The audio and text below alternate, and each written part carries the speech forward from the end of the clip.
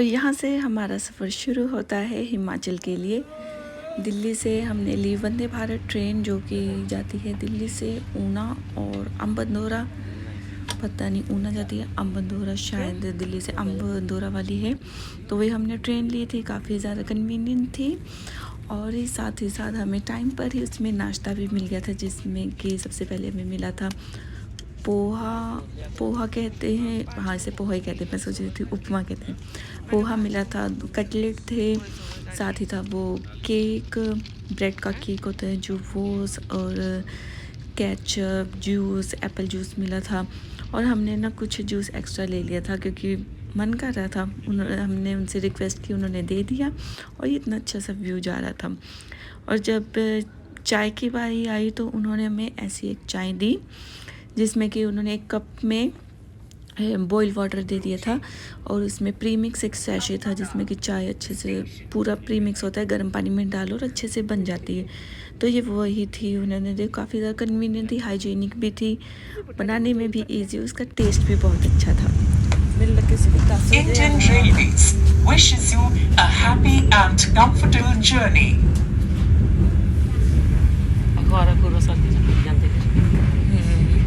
अभी हमने केड़ा स्टेशन पार किया था, केड़ा स्टेशन पार किया था, SS नगर मोहाली,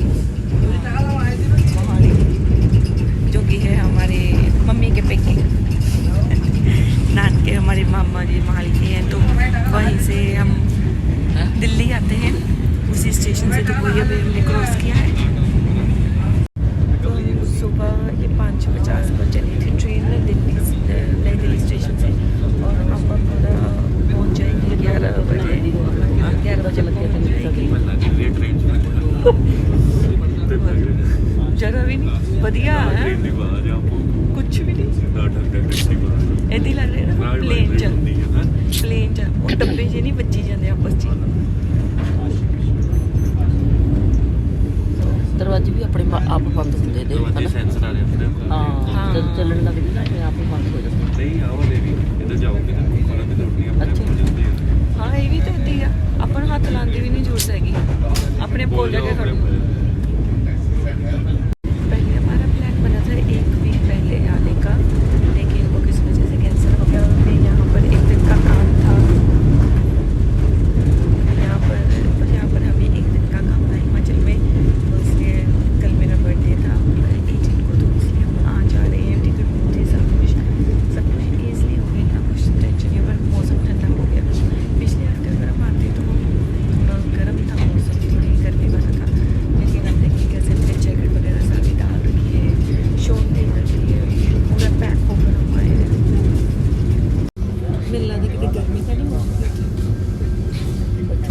हाँ वही तो सूट हैगा तेरे को क्योंकि लगता है क्योंकि जिन्नी देर तो बस सवेरे ठंड सीगी होता है।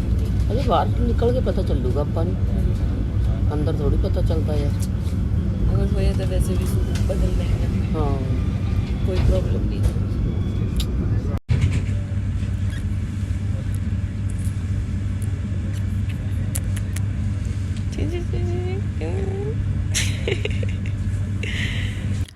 और ये हम पहुंच गए थे अनंतपुर साहिब, वहाँ का स्टेशन था। अब हम नीचे तो नहीं जा पाए क्योंकि हमें आगे जाना था। तो ये हमने क्रॉस किया अनंतपुर साहिब, बाहर से ही दर्शन कर लिए थे गुरुद्वारे के, यहीं से माथा टेक लिया था हमने, क्योंकि अंदर जाने का तो अभी शायद बना नहीं था इस बार का। नेक्स्ट टाइम डेफिनेटली यहाँ पर हम ज़रूर जाएंगे। यहाँ पर ना ट्रेन पूरी की पूरी खाली हो गई थी। वैसे पूरी ट्रेन तो मेरे ख्याल से चंडीगढ़ स्टेशन पर ही खाली हो गई थी, कुछ ही पैसेंजर्स बचे थे जो कि एंड तक गई थी ट्रेन वहाँ तक। पर ये काफ़ी ज़्यादा साफ़ सुथरी, क्लीन और हाइजीनिक, कंफर्टेबल राइड थी हमारी, ज़रा भी नहीं पता चला। और ये हम पहुँच गए अपने स्टेशन अम्बंदोरा पर।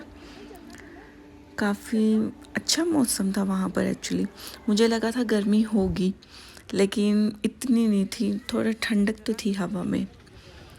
ये हम पहुंच गए। हम आगे जाने के लिए टैक्सी लेने वाले थे, तो वहीं बस हमने टैक्सी के लिए बात की यहाँ पर मैंने टैक्सी ले ली और मैंने चेंज कर लिया था क्योंकि मुझे था भी गर्मी लगेगी, तो मैंने ना चेंज करके अपना सूट पहन लिया था और ऐसे ऊपर जैकेट डाल ली थी। और यहाँ पर हम लोग जा रहे थे ज्वाला जी। हमें सबसे पहले ज्वाला जी जाना था माथा टेकने के लिए, तो ये वहीं पर जाते थे। लेकिन मेरा सफ़र जो था वो यहीं तक अच्छा था, उसके बाद जो मेरी बुरी हालत हुई है ना, अगर आप लोग पहाड़ों में जाते हो और आपको मोशन सिकनेस होती है, आप लोग ज़रूर समझ सकते हो कि कैसी हालत होती है। सारे ट्रिप का मज़ा ख़राब हो जाता है सिर्फ उसी की वजह से। तो मेरे साथ भी वही हुआ। इतना अच्छा सारा व्यू था, मौसम इतना अच्छा था, लेकिन मोशन सिकनेस की वजह से मैं इतना एंजॉय नहीं कर पाई। यहीं से बस मेरा काम स्टार्ट हो गया था, थोड़ी देर बाद ही हो गया था। तो बस मैंने काफ़ी हद तक कोशिश की है कि मैं काफ़ी रिकॉर्ड कर सकूं। और यहाँ पर जब हम ज्वाला जी पहुँचे तो इतनी ज़्यादा लंबी लाइन थी ना, इतनी ज़्यादा लंबी भीड़ थी, इतनी ज़्यादा लंबी लाइन थी, इतनी ज़्यादा भीड़ थी। हमें यहीं पर लाइन में ही 1 से 1.5 घंटा तो लगा था। लेकिन इतनी अच्छी बात ये थी कि वहाँ पर इतना अच्छा लगा देखकर कि सब लोग इतने ज़्यादा पोटेंशली पेशेंट के साथ वहाँ पर सब लोग वेट कर रहे थे, कोई भी धक्का मुक्की नहीं हो रही थी।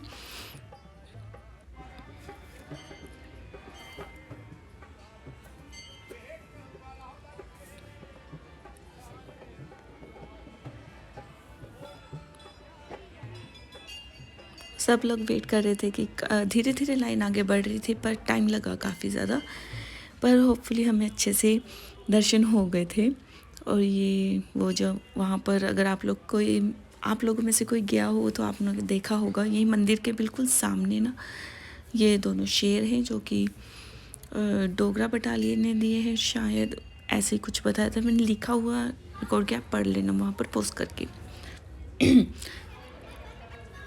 यहाँ पर हम दर्शन कर आ गए थे और फिर हम देखने आए वो छत्र जो अकबर ने चढ़ाया था माँ ज्वाला जी को। ये वाला जो उसने चढ़ाया तो सोने का था, लेकिन बाद में किस धातु का बन गया किसी को भी नहीं पता। तो मम्मी बता रहे थे कि इस पर अभी रिसर्च वगैरह सब कुछ चल रही है, पता नहीं चला ये कौन सा मेटल है।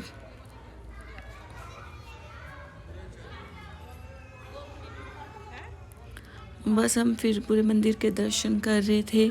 यहाँ से हम गए थे गोरख डिब्बी देखने के लिए। वहाँ पर मैंने कुछ रिकॉर्ड नहीं किया, नीचे आ गए थे हम दर्शन करने के बाद, क्योंकि कोई जगह ऐसी होती है मुझे वहाँ पर रिकॉर्ड करना अच्छा नहीं लगता, तो वहाँ मैंने नहीं किया। वहाँ से हम दर्शन करके नीचे आ गए। यहाँ से फिर हमने बाकी का पूरा मंदिर का अच्छे से देखा। भीड़ तो थी लेकिन इतनी नहीं थी, भी अच्छा लग रहा था। फिर यहीं से ना आप देखिए, यहाँ से भी ये पूरी अभी भी लाइन कितनी लंबी लगी हुई है। एक दरवाज़ा इधर से था तो और एक आगे से। यहाँ पर मम्मी मुझे बता रहे थे कि यहाँ पर जो अकबर ने नहर लगवाई थी ना, ताकि जो माँ ज्वाला जी की जोतें हैं वो बुझ जाए, वो नहर अभी भी वहाँ पर बह रही है। इसको यहाँ पर करके रखा है अंदर, ये वाली वो उधर सामने से आ रही है, वही नहर है, ताकि मंदिर में जो अपने आप से जोतें निकले वो बुझ जाए। और ये थी यज्ञशाला सामने। और यहाँ से फिर हम लोग गए देखने माँ की शैया, जहाँ पर माँ विश्राम करती है। वो सामने जो आप देख रहे हो वहाँ पर माँ की शैया है, तो हम वहाँ के दर्शन करने गए थे। यहाँ पर इतना सारा अच्छा व्यू था ना, वहाँ बिल्कुल पहाड़ों के बीच में है आलदोली, सॉरी, चारों तरफ से पहाड़ है, बीच में मंदिर, इतना अच्छा लग रहा था, इतनी अच्छी फीलिंग आ रही थी। और यहाँ पर ये रही माँ की शैया, आप लोग भी दर्शन कीजिए, जहाँ पर माँ विश्राम करती है।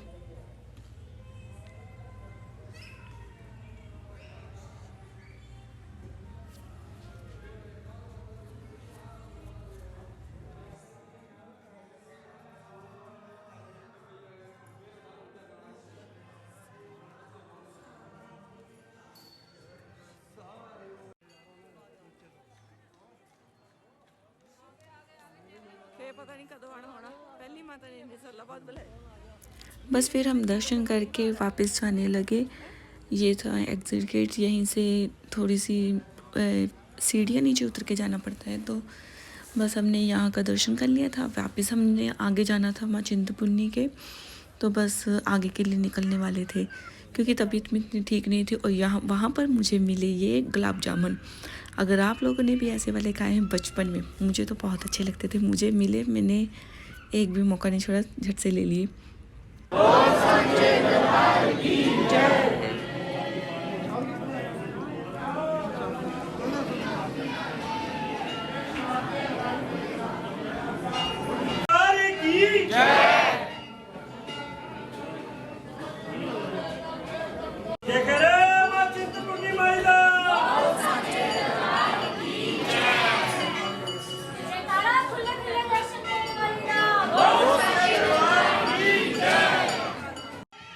और यहाँ पर हम लोग पहुँच गए थे माँ चिंतपूर्णी के। यहाँ पर हम दर्शन करके बाहर आ चुके थे।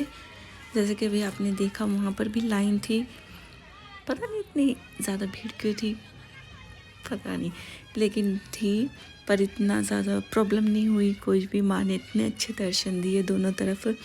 और ये वाला था, मम्मी बता रहे थे कि ये बहुत पुराना पेड़ है, इसी के नीचे ना माँ चिंतपूर्णी की शिला है, पिंडी है, तो वही।